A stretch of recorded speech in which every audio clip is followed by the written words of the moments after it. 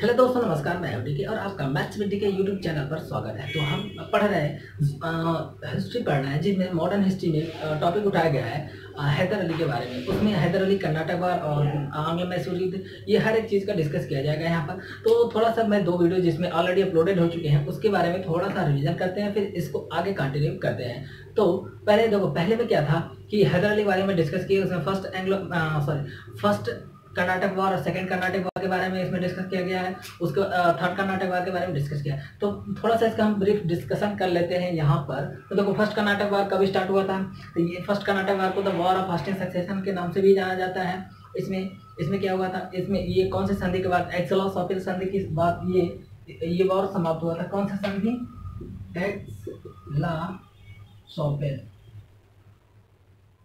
एक्सलॉसॉपिल की संधि ये कब हुआ था? 1748 में। और फर्स्ट कर्नाटक वॉर कब स्टार्ट हुआ था? फर्स्ट कर्नाटक वॉर स्टार्ट हुआ था 1746 से 1748 तक चला, और 1748 में संधि हुई, जो कि लंदन में जगह है, वहाँ पर संधि, उसी के नाम से इस संधि को रखा गया है। और ये फर्स्ट कर्नाटक वॉर का ये भी समापन हो गया। इससे सेकंड कर्नाटक वॉर कब से? 1749 से 1754 तक सेकंड कर्नाटक वॉर चला, और सेकंड कर्नाटक वॉर पौंडीचेरी की संधि के बाद समाप्त हुआ।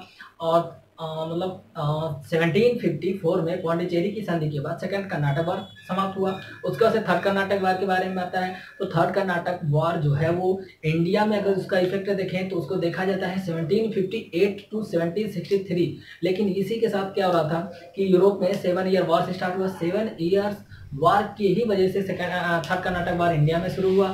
तो मतलब दोनों एक ही हैं, ये कोई अलग अलग वो नहीं है। लेकिन 7 ईयर्स वॉर जो है वो 1756 में यूरोप में स्टार्ट हुआ था, और 1763 में पेरिस की संधि के साथ इसे क्या कर दिया गया? समाप्त कर दिया गया। अब उसके बाद से यहाँ तक हम लोग ऑलरेडी पढ़ चुके हैं। उसके बाद अब आज हम लोग डिस्कस करने वाले हैं आंग्ल मैसूर वॉर। तो इससे पहले देखो, आंग्ल मैसूर वॉर समझाने के लिए मैं इसको थोड़ा सा इसके बैकग्राउंड में, मतलब देखो, एक तो होता है कि जब हम कहानी की तरह से कोई भी चीज़ समझते हैं तो वो हमारे दिमाग में आराम से याद हो जाता है। तो देखो, फर्स्ट आंग्ल मैसूर वॉर जो है ये कब स्टार्ट हुआ? तो 1767 से 1769 तक ये वॉर चला, लगभग 1.5 सालों तक चला ये वॉर।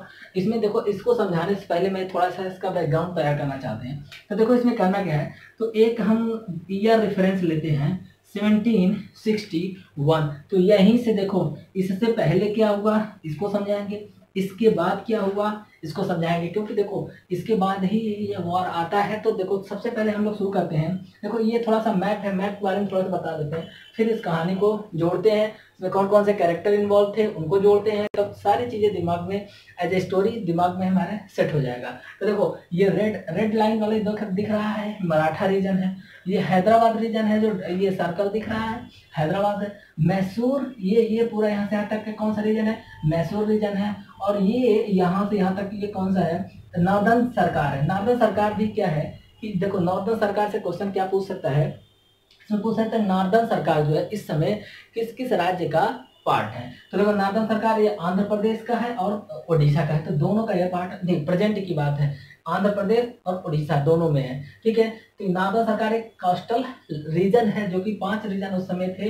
तो इसकी कहानी यहाँ से हम देखेंगे, क्या चीजें फैक्ट क्या मिल सकता है। अच्छा, ये मद्रास है, तो मद्रास के बारे में डिस्कस करेंगे। मद्रास हो गया। और ये पूरा डॉटेड रेड है, ये क्या है? ये है कर्नाटक। तो ये कर्नाटक रीजन है, और ये डॉट जो है ये पौंडीचेरी है। तो इतनी सारी चीजें, और यहाँ से ये कौन सा है? ये त्रावणकोर है, माहे, मंगलोर, गोवा। इतने चीज मैप में है, और इसको हम डिस्कस करेंगे और देखते हैं कि कैसे इस वॉर को कहानी की तरह से याद करते हैं। तो चलो इसको स्टार्ट करते हैं। तो देखो, अब 1761 से पहले की बात आते हैं। तो 1761 में क्या हुआ? उस समय मैसूर में कौन सी वोडियार डायनेस्टी थी? वोडियार डायनेस्टी में राजा कौन था? राजा था कृष्णा राजा वोडियार सेकेंड। तो ये कब से कब तक राजा बना रहा? तो कृष्णा राजा वोडियार सेकेंड जो है वो 1734 से 1766 तक राजा बना रहा। कौन? कृष्णा राजा वोडियार सेकेंड। यहाँ से यहाँ तक ये इसका शासन है। ठीक है। और इसमें ये एक्चुअल में ये शासन नहीं करता था। इसके दो अधिकारी थे, एक नंजा राजा जो सर्वाधिकारी था और एक देवा राजा जो दलवई था वहाँ का। तो वो शासन का पूरा भार वही संभाल रहे थे। और इसी समय क्या हुआ, देखो 1761 की पहले की बात है, क्योंकि इस समय मराठा बहुत स्ट्रांग थे। 1761 की पहले की बात है, मराठा स्ट्रांग थे, निजाम हैदराबाद के निजाम का भी इफेक्ट था। तो ये दोनों क्या करते थे, इधर से मैसूर पर अटैक करते रहते थे। ये इधर से मैसूर पर अटैक करते थे, मराठा इधर से करते रहते थे, निजाम के सैनिक इधर से करते रहते थे। और इसके बदले में मैसूर से बहुत सारा पैसे का डिमांड किया जाता था और मैसूर को देना पड़ता था। इसके वजह से मैसूर क्या हो गया, पॉलिटिकली एंड फाइनेंशियली हर तरीके से मैसूर एकदम वीक हो गया, एकदम कमजोर हो गया। तो अब इसके पास क्या हो गया, तो अब इसके मैसूर को अब किस चीज की जरूरत पड़ी, मैसूर को एक अच्छे शासक की जरूरत पड़ रही थी। तो उसमें क्या हुआ कि हैदर अली, तो अब इसके बाद से क्या हुआ कि हैदर अली 1761 में यहाँ मैसूर का वो शासन संभाला। और उसके बाद से तो अब 1761 में ही पानीपत का थर्ड बैटल ऑफ पानीपत हुआ। इसमें क्या हुआ कि इधर मराठा भी एकदम कमजोर हो गए। तो इसमें 1761 में थर्ड बैटल ऑफ पानीपत में मराठा इतना ज्यादा कमजोर हो गए कि इसका असर मैसूर की तरफ से हट गया। और हैदराबाद का निजाम है उस समय तक, यानी हैदराबाद का निजाम उस समय कौन था, तो हैदराबाद का निजाम इस समय था आसफ जाह सेकंड। इस समय आसफ जाह सेकंड ये कौन है, तो ये चिंगेज खान यानी आसफ जाह फर्स्ट का लड़का, ठीक है। तो ये इस समय हैदराबाद का निजाम था। तो अब यहाँ से देखो, अब यहाँ पर इसका क्या हुआ कि मराठा का असर इधर से कम हुआ। 1761 के आगे की अब बात करते हैं। अब 1761 के पहले की बात हो गई। अच्छा, और 1761 के आगे, थोड़ा सा इससे आगे जाने से पहले इधर, चलो ठीक है पहले समझा लेते हैं। तो 1761 के जब हम आगे जाते हैं तो क्या हुआ कि देखो इधर थर्ड बैटल ऑफ पानीपत के वजह से मराठा कमजोर हो गए और इधर हैदर अली को 1761 में सत्ता मिल गया, यानी ये गद्दी पर बैठ गया। तो अब ये क्या किया, 1761 से 1763 तक ये कई बहुत सारे रीजन को क्या कर लिया अपने, बहुत सारे रीजन पे ये अब इधर क्या कर, अब इधर से ये अपना राज्य फैलाना स्टार्ट कर दिया। हैदर अली अब इस चारों तरफ अपना, यानी जो भी इसके अगल बगल के रीजन थे उस पर ये कब्जा करना स्टार्ट कर दिया। तो इतने के बीच में हैदर अली देखो कहाँ कहाँ पर कब्जा किया था, तो डोडबल्लापुर, सेरा के बाद डोडेकोटी, हाँ। तो ऐसे ही कई जगह उसने क्या किया, मालाबार रीजन हो गया, मालाबार के बाद और कौन सा और कौन सा है, देखो मालाबार हो गया, यानी बहुत सारे रीजन पर जो भी इसके अगल बगल में रीजन थे उसमें क्या किया, ये हैदर अली अपना ताकत बढ़ाने लगा, यानी कब्जा करने लगा, ठीक। उसके बाद से तो चलो ठीक है, यहाँ तक हम लोग 1763 तक आ गए। अब थोड़े से इस साइड में देख लेते हैं क्योंकि पैरेलल चलेंगे, फिर 1763 के बाद क्या हुआ उसके बाद से भी आगे कहानी बताएंगे, लेकिन थोड़ा सा पैरेलल इस साइड में। देखो अभी तो ये सारी कहानी जो बताएं वो इस साइड की है। अब देखते हैं कि इस साइड में क्या हो रहा था। तो यहाँ पर कर्नाटक का नवाब उस समय कौन था, कर्नाटक का नवाब इस समय था, तो इस समय कर्नाटक का नवाब था मोहम्मद अली खान वल्लाजा। कौन था, मोहम्मद अली खान वल्लाजा, मोहम्मद अली खान वल्लाजा।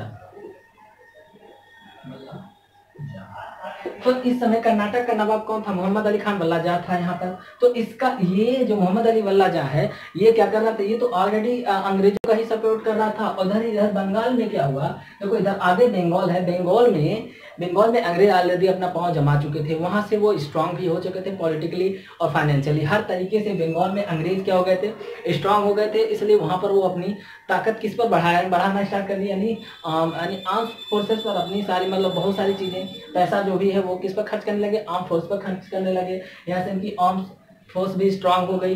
तो अब ये क्या हुआ, अब ये यहाँ से देखो ये मद्रास से ये समुद्र, ये जो रीजन है वो कैसा है, बे ऑफ बंगाल है, बे ऑफ बंगाल। तो हमेशा मद्रास से, देखो मद्रास पर भी किसका कब्जा था? अंग्रेजों का।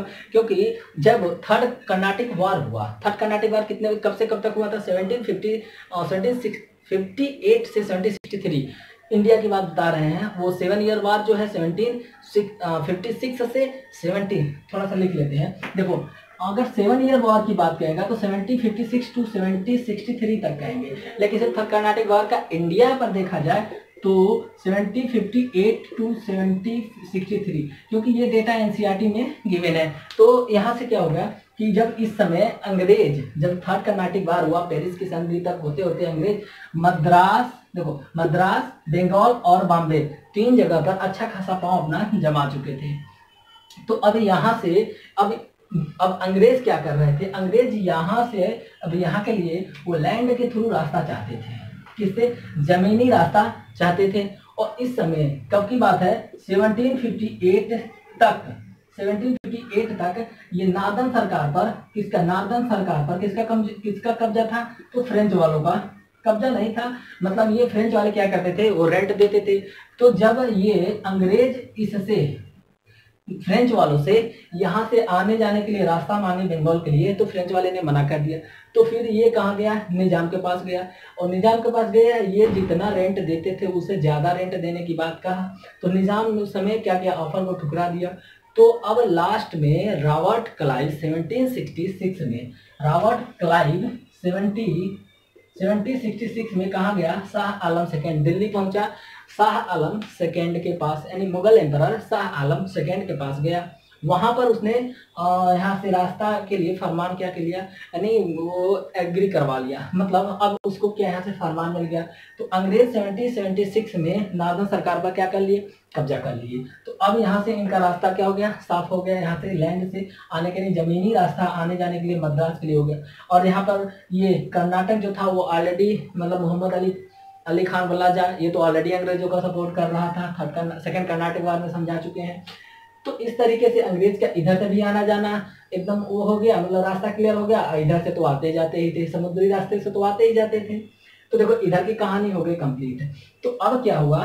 धीरे धीरे इधर से इसका विवाद बढ़ता चला गया। चलो इधर की कहानी कंप्लीट हो गई है, अब इधर की भी कहानी कंप्लीट हो गई है। अब यहाँ तक की कहानी हो गई कंप्लीट, 1763 तक की हो गई कंप्लीट। अब हम आते हैं 1763 से आगे।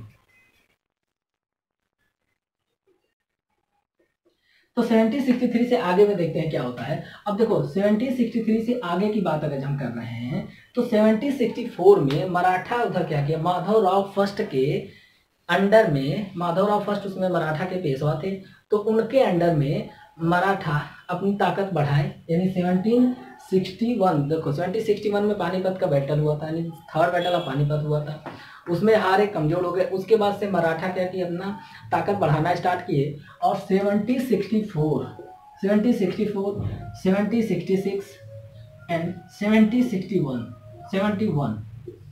ये 3 बार ये क्या किए? अंग्रेज ये हैदर को हराए। और ये इनका बस डिमांड यही होता था, ये इधर से अपना ये इधर से ये अटैक करना स्टार्ट किए।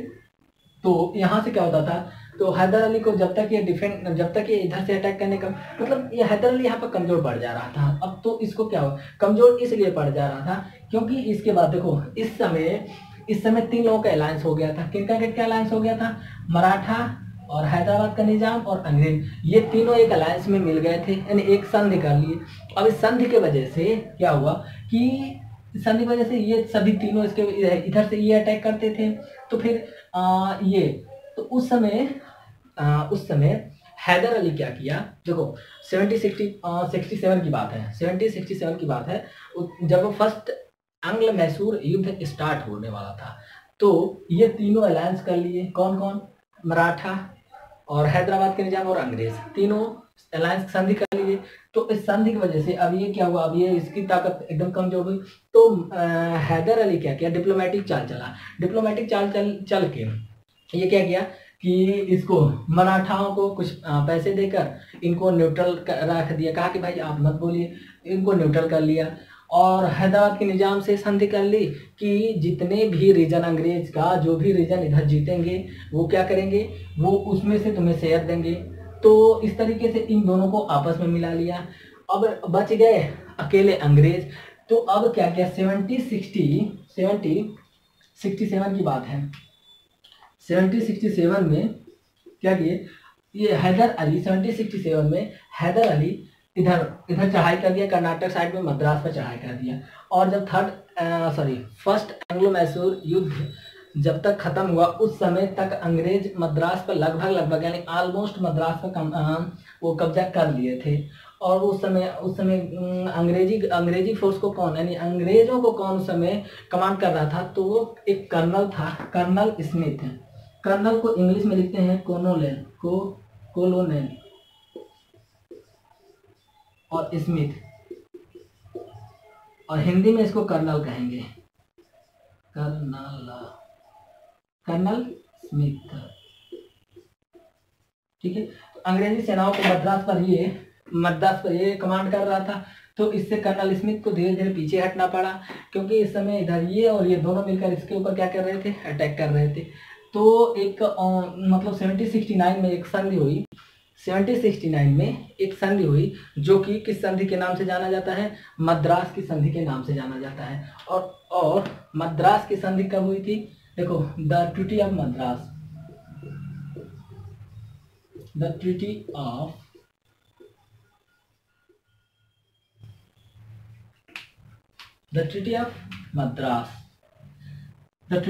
मद्रास यानी मद्रास की संधि कब हुई थी, 1769 में हुई। और इसमें अंग्रेजों को कहा जाता है कि ये संधि मतलब इसमें अंग्रेज लगभग हार ही चुके थे। तो इसमें अंग्रेजों को बहुत, क्योंकि देखो क्या हुआ, बंगाल में इधर बहुत, मतलब बंगाल में 1756 में जीते थे, फिर बक्सर का युद्ध भी लड़े थे बंगाल में, तो बक्सर के युद्ध में भी वो अच्छी खासी जीत हासिल किए थे। तो यहाँ पर क्या हुआ कि एक हैदर अली से उनको क्या हुआ है, हार का सामना करना पड़ा। तो इसमें क्या हुआ कि उनकी बहुत ज़्यादा बेइज्जती हुई। तो इस तरीके से जो इस तरह से जो फर्स्ट एंग्लो मैसूर वार था वो समाप्त हो गया। और इसमें कौन सी संधि हुई थी, तो 1769 में द ट्रीटी ऑफ मद्रास यानी मद्रास की संधि पर इस युद्ध को क्या कर दिया गया, समाप्त कर दिया गया। तो इसमें और कोई अगर पॉइंट बताने वाला है तो बताते हैं, देख लेते हैं, और कोई पॉइंट तो नहीं छूट रहा है।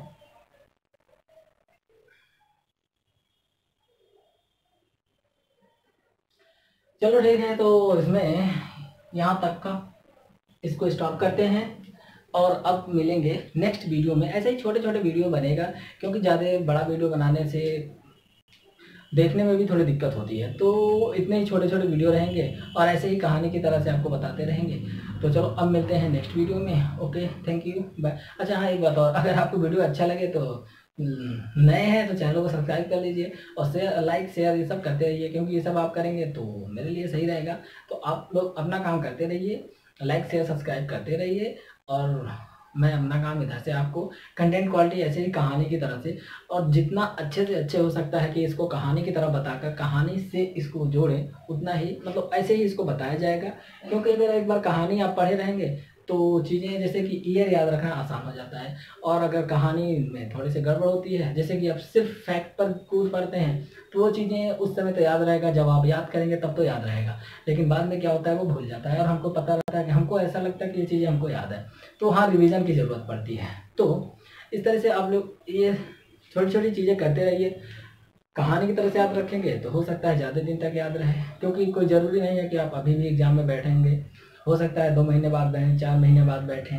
तो आप इस तरह से करते रहिए, जो भी है आप अपना रिवीजन करते रहिए। और एक और बात है, अगर आपको हिस्ट्री का क्विज सॉल्व करना है तो आप टेलीग्राम लिंक जो नीचे दिया है आप उस पर जाकर ज्वाइन कर लीजिएगा। वहाँ से आपको हिस्ट्री का क्वेश्चन मिलेगा, जब आप टिक करेंगे तो टिक जो आंसर सही रहेगा उसके बगल में एक बल्ब मिलेगा, उस पर टच करेंगे तो ऊपर एक्सप्लेनेशन आ जाएगा, वहाँ से आपका रिवीजन होता रहेगा। तो जो टॉपिक यहाँ पर चलेगा इसी से रिलेटेड क्वेश्चन वहाँ पर पूछे जाएंगे, उससे अलग से नहीं। यहाँ से क्या है कि आप यहाँ टॉपिक पढ़ेंगे, वहाँ पर आपका टेस्ट हो जाएगा। तो इस तरीके से आपका चलता रहेगा। तो जैसे जैसे ये टॉपिक आगे बढ़ेगी वहाँ पर क्यूज बढ़ता रहेगा। तो चलो ठीक है, अब मिलते हैं नेक्स्ट वीडियो में। Okay, thank you, bye.